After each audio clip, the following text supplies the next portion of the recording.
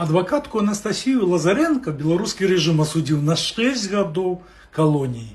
Яе затрымалі ў 2022 годзе і абвінавацілі ў распальванні варожасці, арганізацыі дзеянняў, што груба парушаюць грамадскі парадак, і незаконных дзеяннях з персанальнымі дадзенымі. Але за гэтымі абвінавачваннямі чалавек, які абараняў іншых і заставаўся верным сваёй прафесіі. Следства сцвярджала, што Анастасія нібыта здзейсніла злачынства, калі ў жніўні 2020 года кансультавала людзей каля Крэсціна, месца, якое стала сімвалам катаванняў і рэпрэсій у Беларусі.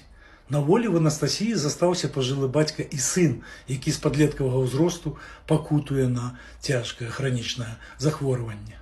Яе асабістыя дадзеныя унеслі ў так званыя спісы экстрэмістаў і нават тэрарыстаў.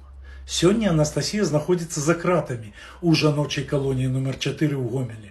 У Беларусі за кратамі застаюцца каля 850 палізняволеных, людзі, чыя віна – гэта салідарнасць, грамадзянская пазіцыя і жаданне гаварыць праўду.